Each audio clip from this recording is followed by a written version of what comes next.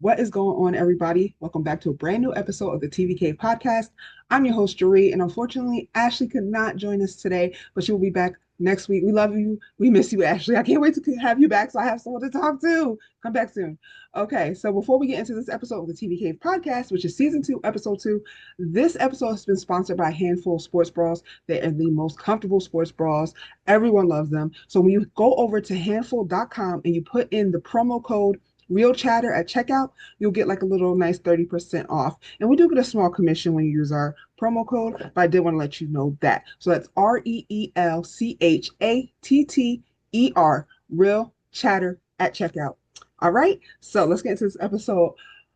Like a lot of, I love TV so much. That's of course why we started the tvcave.com and the TV Cave podcast. So fall TV is coming back, baby. Not all the shows have premiered, but we're very close and into the swing of things. Okay, so Abbott Elementary came back this past week with its season premiere, and I need to know what y'all thought in the comments. Please let me know what you thought in the comments, okay? Because I thought it was funny, but it's something, it's not enough Gregory and Janine for me. Like, we spent like what, 4 or 5 seasons trying to get them together. And then it's like they finally get together and we don't see enough couple stuff. I mean, we saw some stuff last season, of course, and I know it's just the first season opener, but they had like little one or two little moments by themselves where they talked really fast, but nothing too much, nothing too heavy. But I don't know. I just want more Janine and Gregory, okay? But I thought it set up some very interesting storylines. So, Barbara's thriving in her music class. She's trying to be a happy-go-lucky Barbara. One of her students that she taught in kindergarten is now a teacher. So Melissa is now teaching older kids instead of the younger kids, and Jacob has scared her, and Morton has scared her into facing off with these teenagers that will roast you. Look, I have a teenager. These kids are brutal. They will roast you. Okay, so that's setting up something I think that's going to be interesting, weaved throughout the entire season of this new season of Abbott Elementary. So I thought the episode was great. I give it 5 stars. No notes. Everything was great. Funny as usual. Interesting storyline.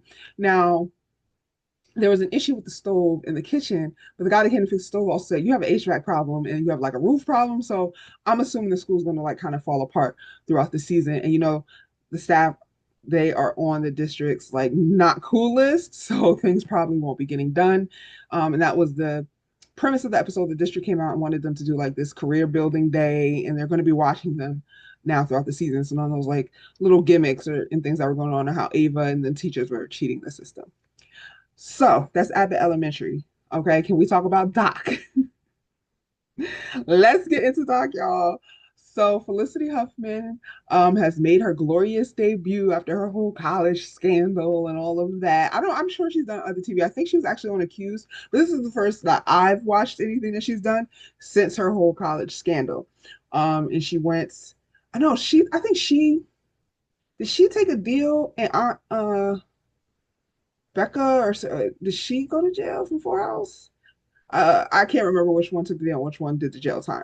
But okay, so Felicity Huffman is playing our girl's mentor, and then so she did like this memory tank thing that she really didn't want to.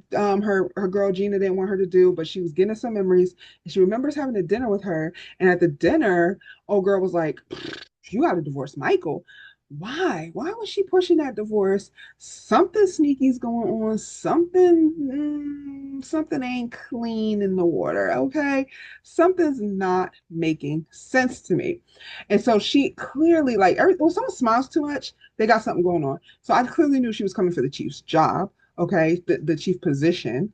She sat there and was just like, "Oh, Michael, who are you interviewing? Oh, don't go with them. Oh, don't go with them. Don't go with them. Go with someone that don't want the job." Uh-huh. Wink, wink. So of course, Michael offered her the position and she took it and she was all smiles. Something is going on. I'm also really worried about our boy TJ. The doctor said he's going to need months and months of physical therapy. Don't get up without any help. And what's he do? Try to use the bathroom and then there's blood in his tube. So that is going to probably be an interesting storyline throughout. TJ overexerting himself to speed up his recovery and get back to work. Sonia is still weaving her way in there with Jake. She let old girl know, Doc know, like, look, you almost got us killed last episode. You don't need to be here. I was right and everybody was wrong. Interesting. She got a backbone. And she even said, like, I've learned to speak my voice because of you and how you treat me. So, I mean, that's tea. What can you do? So I'm interested. I love the episode. I'm interested to see where we're going with Doc and what Felicity Huffman has up her sleeve. What did you guys think about that? You got to let me know in the comments. Okay, this is so weird doing this without Ashley. Y'all gotta let y'all know because we bounce off of each other. So, like from now on, I really feel like if one of us is not available, we are not doing this. Ashley probably is better at solo because I know she does some of the soap opera podcast solo. If D is not available, this I feel is like so weird, but we're gonna get through. Okay, we're moving smoothly, right? Okay, y'all let me know. Give me some confidence in the comments that this is going okay without Ashley. Well, Ashley is coming back for sure because I can't do this with my girl. All right, so the next show. Okay, we're gonna keep it very medical right now. Brilliant Minds. What do y'all think is going on that's going to cause him to go crazy and end up at this mental hospital? So we saw Millie. She's always going to be Millie. I don't even know her name on the show. She's always going to be Millie Grant from Scandal, right? So we saw Millie finally show up. And she just popped up out of nowhere and knew that Wolf's patient needed some type of medical help. At first, I really wasn't feeling the episode. I said it in my review, which is posted on tvcave.com.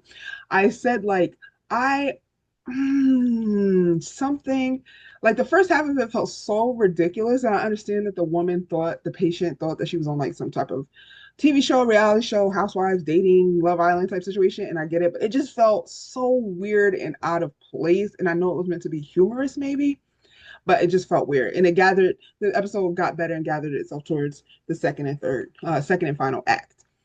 Now, this new residence that's above the intern. So he has like intern's residency, right? I mean, we learned this from Grey's Anatomy, which is coming back this week, along with 911 Nashville. Side note, I cannot wait for 911 Nashville. I can't wait to see what we get into. So yeah, so this new doctor resident caught Erica taking pills, but I don't think he realized what type of pill she was taking, or maybe he did clock it because I don't think we know it.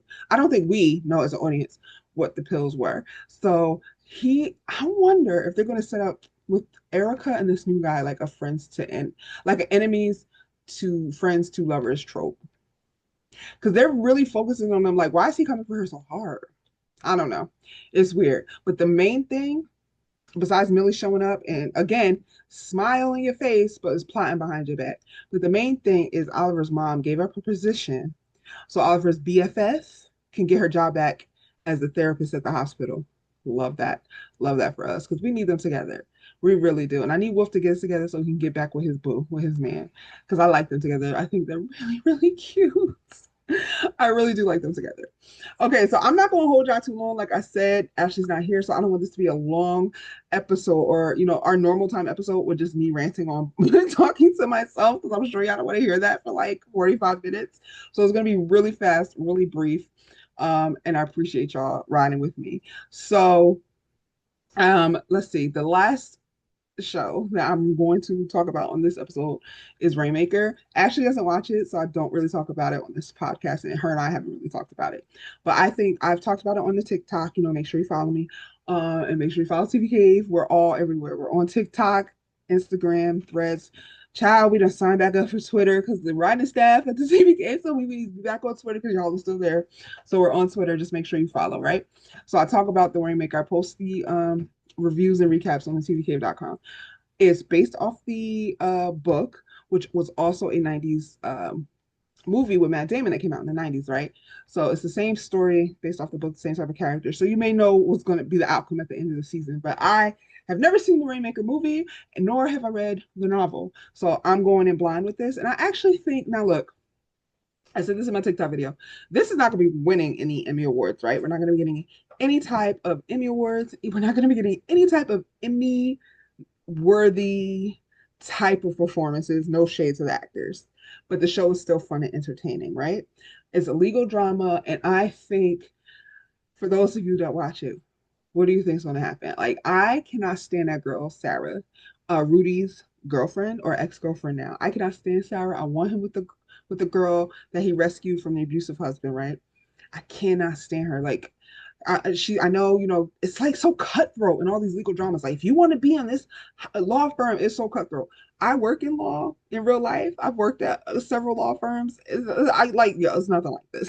Mind you, but I don't do criminal, but it's nothing like this. It's just so far fetched to me. But that's what makes it so entertaining. She's telling her boyfriend secrets, doing all this just to get this job. Like, I don't know, but I love the show, and I know a lot of people give it a bad rap, and they're like, this is like too ridiculous, but it's camp and it's entertaining. Let me know what you guys think in the comments about the Rainmaker. Okay, so that's all the TV. Like I said, I'm going to talk with you guys today. I'm sure there's more, but it's just so much harder when you're so used to doing a show with a co-host and you don't have a co-host. And like I said, she just had last minute thing she couldn't make it, but she will be back.